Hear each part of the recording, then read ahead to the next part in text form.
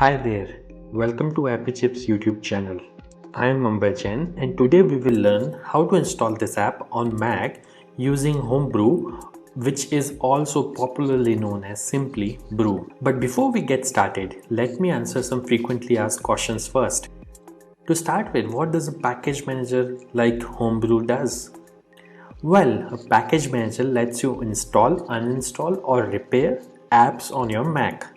A package manager is very similar to App Store on macOS or Microsoft Store on Windows operating systems, except that a package manager uses commands that you type on Mac terminal to install or uninstall different programs. Some of the popular package managers for Mac include Homebrew, Nix, and Macports.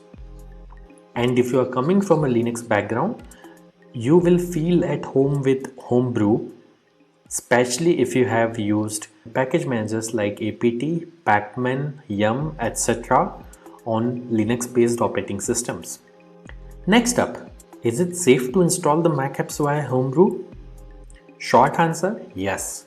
In fact, Homebrew is the most popular and thus most widely used package manager on macOS. Moreover, Homebrew is a non-profit member of Software Freedom Conservancy Foundation, also known as SFC Foundation. Many other open source projects like Git, BusyBox, Samba, Wine are all part of this Software Freedom Conservancy organization. Also, you might be surprised to know that Homebrew is the most forked project on GitHub and it has the largest number of contributors on its GitHub repository. Many devs at organizations like Google, Apple, Dropbox, Stripe, etc. use Homebrew to set up different development environments on their MacBooks and iMacs. Next question. Can you use Homebrew to install programs on Apple Silicon or more popularly known as M1 MacBooks?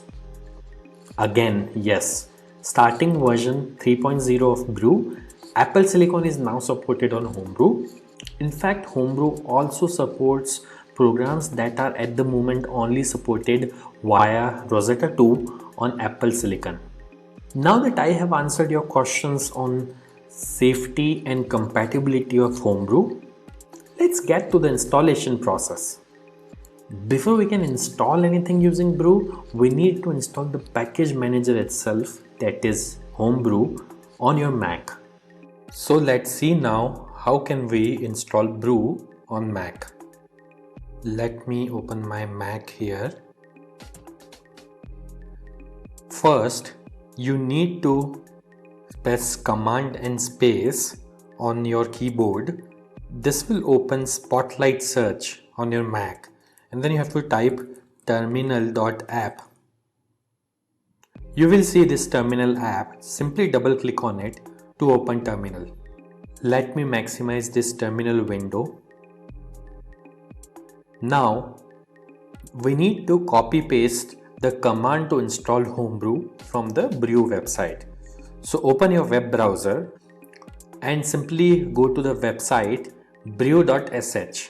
Once you are on the website, you will see this section called Install Homebrew, which has a command that you can simply copy by clicking on this button over here.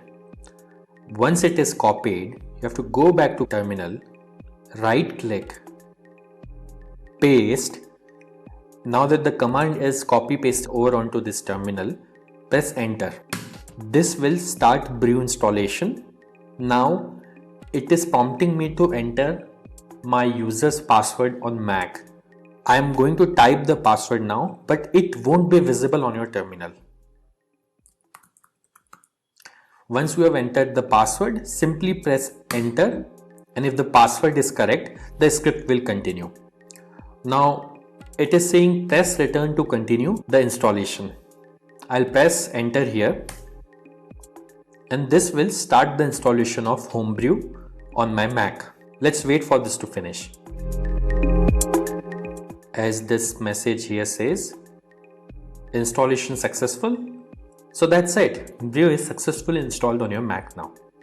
Now before we proceed, I would like to highlight that Brew collects anonymous usage data via Google Analytics. As you can see on this page, if you want to opt out, you can simply run this command brew analytics off and press enter, which simply disables the anonymous usage data collection on your Mac.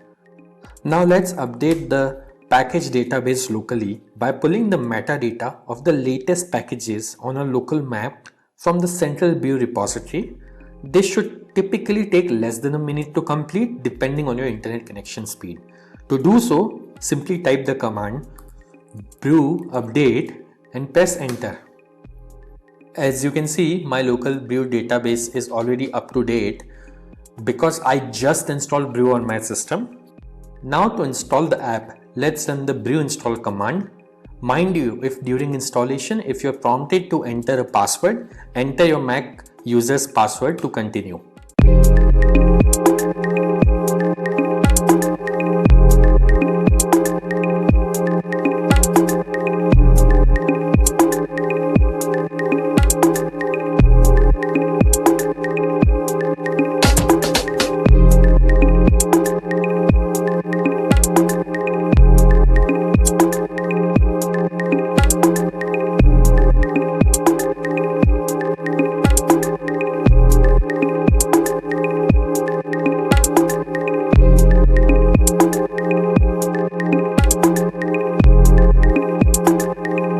That's it. The installation was successful.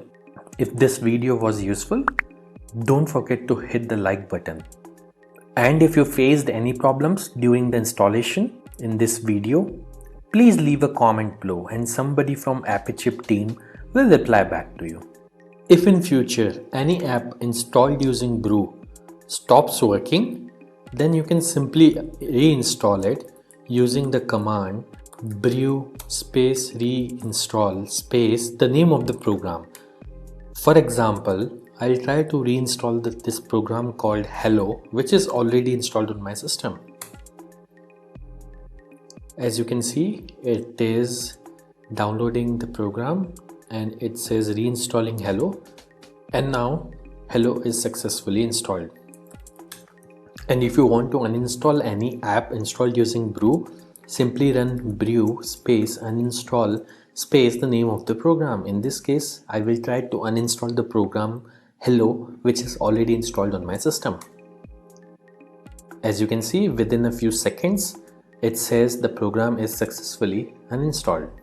Also, over time, Brew might end up consuming disk space on your Mac as it keeps installers of the programs that you had installed on your hard disk in a cache directory. So you can use the brew space cleanup command once every 6 to 12 months to free up some space on your Mac. This command removes app installers and older versions of the packages only. It would not uninstall any of the apps that you have installed. As you can see, Brew cleanup was successfully run on my system.